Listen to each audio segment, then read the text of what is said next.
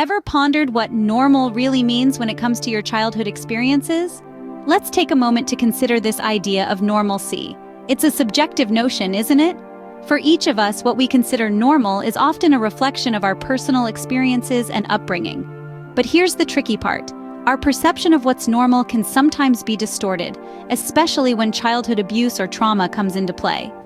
Imagine growing up in an environment where the air was often heavy with tension or fear, where raised voices and harsh words were the norm, or perhaps a place where silence was so thick it was suffocating. For some, this was their childhood reality, their normal. Yet it's important to understand that such environments are far from being truly normal. You see, as children, we are incredibly adaptable. We learn to navigate our surroundings, no matter how turbulent or chaotic they may be. This adaptability can sometimes lead to a profound misunderstanding. We may come to believe that these harsh conditions are just part of life, that everyone's home is like this. We convince ourselves that it's normal. However, this perceived normalcy might not be normal at all. It could be a coping mechanism, a survival strategy that we adopted to deal with the trauma or abuse. It's like wearing a pair of tinted glasses. Over time, you forget that you're seeing the world through a colored lens. You start to believe that the world is actually that color. But here's the thing. Just because we've grown used to these glasses doesn't mean we can't take them off. It doesn't mean we can't see the world in its true colors again. It's never too late to question our understanding of normal and reassess our past experiences. So, what you perceived as normal during your childhood might not have been normal at all. It might have been depression. Are you aware that childhood abuse and trauma can lay the groundwork for depression in later life? This question may be a startling one, but it's a reality that many individuals grapple with, often without realizing it. Childhood is a formative period, and negative experiences during this time can cast long shadows over our adult lives. Consider this.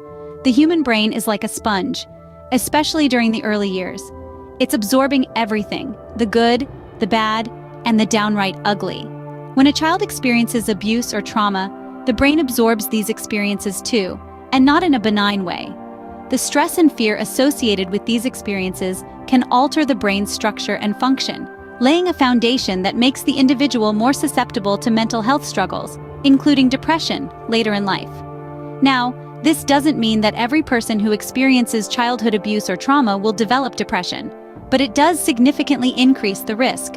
The effects of trauma can be insidious, often manifesting in ways that are hard to recognize.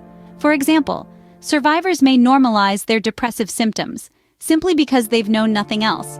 They may think that feeling persistently sad, hopeless, or empty is just a part of life, a normal state of being. But let's be clear, it's not. Depression is a serious mental health condition, not a character flaw or a sign of weakness. And it's certainly not something to be brushed under the rug. The tricky part is that many survivors have grown up in environments where depression was masked by ego, narcissism, and abuse. This can make it even harder to recognize depressive symptoms for what they are, and to understand that they're not normal. But there's hope. Understanding the link between childhood abuse, trauma, and depression is a crucial first step towards healing. It's about recognizing the impact of past experiences on present mental health and understanding that it's okay to seek help, because everyone deserves to live a life that's not overshadowed by depression. So, if you've experienced childhood abuse or trauma and you're struggling with feelings of sadness, hopelessness, or emptiness, know this. You're not alone, and it's not your fault. It's the result of experiences that were beyond your control. With the right support and resources, it's possible to overcome these challenges and lead a fulfilling life. It's crucial to understand that childhood abuse and trauma can significantly contribute to the development of depression. And it's equally important to remember that depression is treatable and that help is available. You are not defined by your past. You deserve to heal and to thrive. Did you know that sometimes depression can hide behind a mask of ego, narcissism, and abuse? Quite the riddle, isn't it?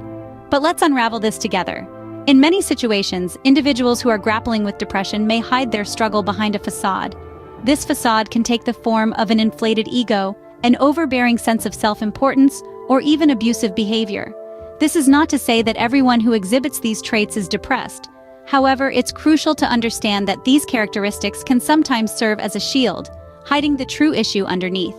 When parents mask their depression this way, it creates a distorted environment for their children. The children, in turn, grow up in a world where these masks, ego, narcissism, and abuse are normalized. They may come to see these as regular aspects of life, not realizing that they are, in fact, coping mechanisms for unaddressed depression. Imagine a child growing up in such an environment. They learn to associate love and care with these masks. They may not realize that the constant demand for perfection, the explosive anger, or the emotional manipulation are not commonplace. As they mature, they may dismiss their own feelings of sadness, anxiety, and hopelessness as just a part of life, overlooking potential symptoms of depression in themselves. So, why is it important to understand this? Because it's a cycle that keeps perpetuating itself until someone breaks it. And breaking this cycle begins with awareness that depression is not a normal state of being. It's not normal to feel constantly sad, hopeless, or worthless. It's not normal to experience a persistent lack of interest or pleasure in most activities. And most importantly, it's not normal for love, care, or parenting to be masked with ego, narcissism, or abuse. These are not just quirks or personality traits. They could be signs of a deeper, hidden struggle with depression. Recognizing this mask is the first step towards understanding that depression is not a normal state of being. It's the first step towards breaking the cycle. It's the first step towards healing, towards a healthier and happier life. Can you identify the signs of depression in your own life? This is a question that may seem straightforward, yet the answer often eludes us.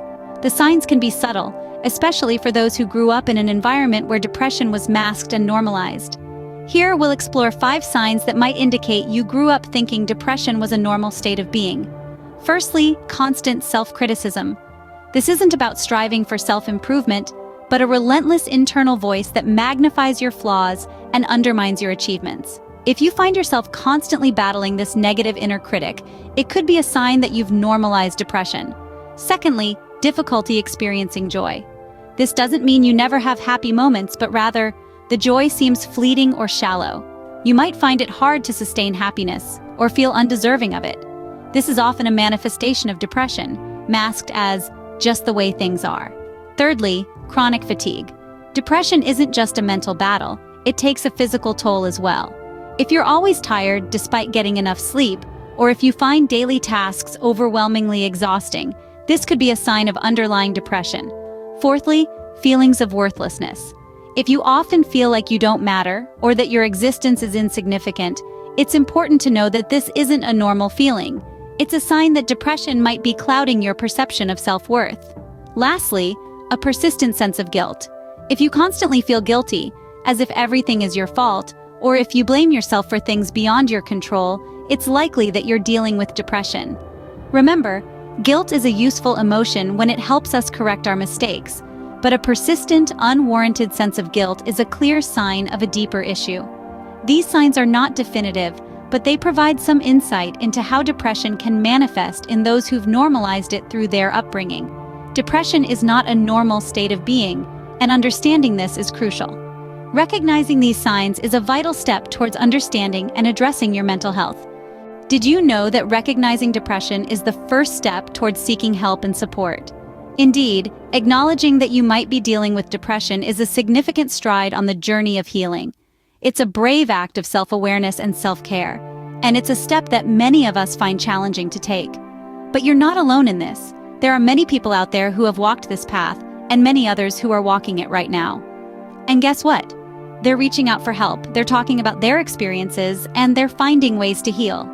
If you identify with the signs we've discussed in this video, we encourage you to reach out to mental health professionals.